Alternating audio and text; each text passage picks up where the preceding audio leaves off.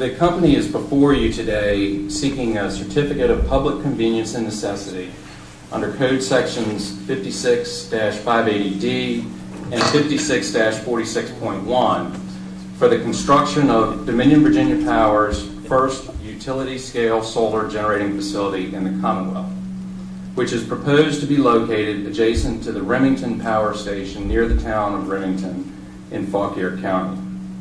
The company is also seeking approval under Virginia Code Section 56-585.1A6 for a rate adjustment clause designated Rider US1, with no reference to Jefferson Davis Highway, I will note here, to recover the costs of the Remington solar project. The proposed project is a 20 megawatt AC solar voltaic generating facility. As explained by company witness Mark Mitchell, the project has been designed and engineered to generate power using ground-mounted fixed-tilt solar panels. The panels and associated equipment will be located on an approximately 280-acre undeveloped parcel, which is already owned by Dominion and adjacent to the power station. The project will interconnect to Dominion's 34.5 kV distribution line adjacent to the site.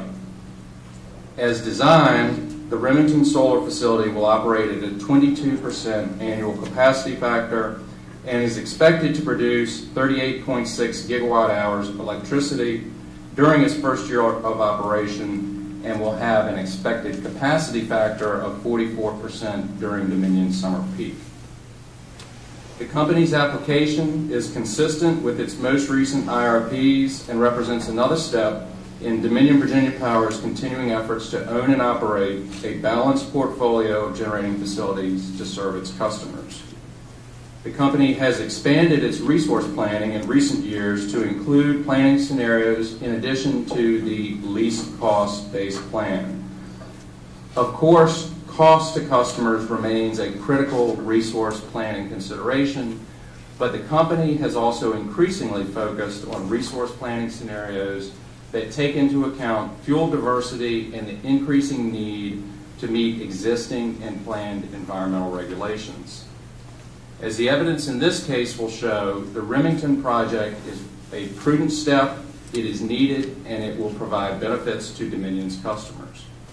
Deploying 20 megawatts of utility-scale solar to become commercially operational by October of 2016 is consistent with the fuel diversity plans in the company's recent IRPs. As the company's application and its just filed 2015 IRP made clear, Remington will also be an important component of the company's overall strategy to reduce the carbon intensity of its generating fleet in order to assist the Commonwealth in complying with the EPA's Rule 111D regulation of greenhouse gas emissions. In fact, no party in this case has challenged the reasonableness of deploying utility-scale solar at the size or on the time frame proposed in the company's application. Upon Commission approval, the company is planning to construct and place the Remington facility into service in the fall of next year, as I mentioned. This time frame is important to the economics of the project, as approximately 95% of the project costs will qualify for the 30% federal investment tax credit, which is set to drop to 10% for facilities that are placed into service after the end of next year. The benefits of these tax credits will be passed along directly to the company's customers in developing the rate adjustment clause revenue requirement. In addition, Your Honor, the company has committed to monetize 100% of the renewable energy certificates produced by the facility and flow those revenues back to customers through the rider as well.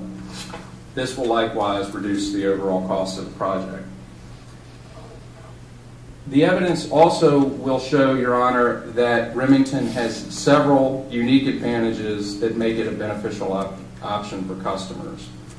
As I mentioned, this facility is going to be placed on an undeveloped company-owned site in Remington. Siting a utility-scale solar project next to another utility generating facility represents a compatible land use which is an objective that is set out in the Commonwealth's energy policy in Code Section 67102. Interconnecting this project at the distribution level through the DVP distribution interconnection process is another key benefit that will allow the project to move forward more quickly and avoid potential impacts to the transmission system. The project has another advantage in the ability to leverage Dominion's expertise and experience in developing power generation projects in Virginia. Company witness Mitchell's testimony will show, and the Commission, of course, is aware at this point, that DVP has recently constructed a number of Virginia-sited power generation facilities to benefit its customers, including the new Warren County Power Station, the Bear Garden Power Station, and the Hybrid Energy Center in Wise County. These projects were all delivered on time and on budget.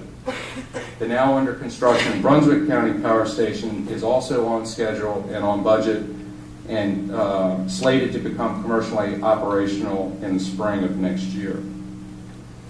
Dominion has also gained extensive experience over the past several years building, owning, and operating merchant solar facilities around the country. As of January of this year, Dominion owned 252 megawatts of solar generating capacity at facilities located in 5 states, with an additional 100 megawatts under construction to become commercially operational this year. The company is committed to bringing this extensive experience to bear to also deliver the Remington facility on time and on budget. Speak for just a moment about need. The company and staff witness Stevens agree that Dominion Virginia Power has a need for additional energy generating resources in its service territory. The company is currently a net purchaser in the PJM spot energy market and purchased approximately 11% and 9% respectively of its energy needs in 2013 and 2014. The DOM zone is also the fastest growing zone within the PJM RTO, and the company's energy requirements are projected to increase by 1.3% annually over the next 15 years. Remington will contribute to serving these growing energy needs. On the issue of cost and the issue of risk mitigation, the proposed cost of Remington is $47 million, exclusive of financing costs. No party in this case has disputed the reasonableness of these capital costs. On April 1 of this year, the company executed an engineering, procurement, and construction contract with an experienced solar project builder, Strata Solar, to act as the EPC contractor on the project.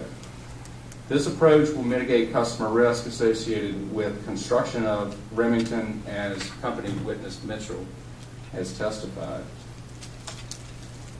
The company also heeded the Commission's direction in the Brunswick County CPCN case and statutory authority, which says that the company has a responsibility to evaluate and consider third-party alternatives in presenting these CPCN applications to the Commission. Company witness Gaskell has testified that Dominion relies upon its strategist resource planning model to evaluate projects such as Remington compared to third-party alternatives. His testimony shows that the project has nearly a $7 million positive net present value when compared to PJM market purchases. The company also evaluated the project against a least cost natural gas option, as well as the host of Schedule 19 solar power purchase agreements that Dominion has executed in northeastern North Carolina. While this project is more expensive than a least cost gas option, it presents clear benefits over the Schedule 19 solar PPAs under a wide range of modeling scenarios. Staff witness Stevens' testimony concurs that the evidence and economic analysis presented by the company demonstrates that the Remington project is expected to provide savings for its customers compared to PJM market purchases, and also that it compares favorably to these North Carolina solar PPAs. The project, I would say, also presents a number of qualitative advantages over the North Carolina PPAs because it will assist in meeting Virginia's carbon targets, provides economic development in Virginia, including approximately 156 annual jobs during construction, and it is sited close to the company's Virginia load centers. Staff witness Stevens' testimony concurs with the company's testimony that the project could help meet Virginia's targets under 111D. Our application and staff witness Stevens' testimony also concur on the legal front, Your Honor, that the General Assembly of the Commonwealth has determined that solar generating facilities up to 100 megawatts in size and sited in Virginia are small renewable energy projects that are deemed to be in the public interest under Code Section 56580D.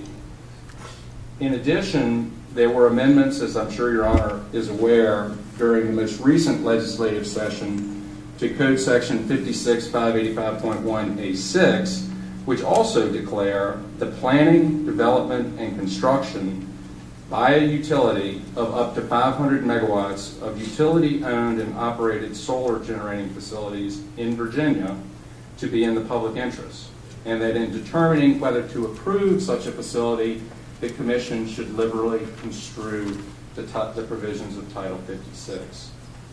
The company's testimony and supporting analysis, we believe, demonstrates to the Commission that this CPCN application to construct the Remington solar project is consistent with these statutory provisions, and in fact, it is the right first step for deploying utility-scale solar in Virginia. Finally, Your Honor, the staff and company are in agreement as to the calculation of the revenue requirement, and there are no other issues in dispute related to the design and calculation of the Rider US-1 rate adjustment clause.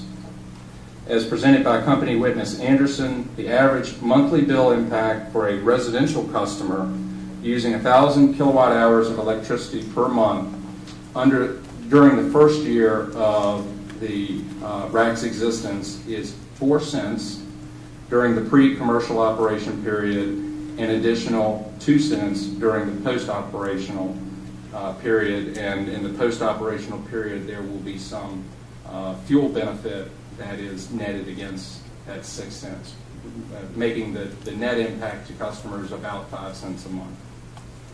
For all these reasons, the company respectfully requests, Your Honor, that you recommend to the Commission that it grant the Certificate of Public Convenience and Necessity and approve construction of the Remington solar facility, and likewise that you recommend that the Commission approve, effective for usage as of November 1, 2015, of proposed Rider US-1 subject to true-ups in future Rider proceedings.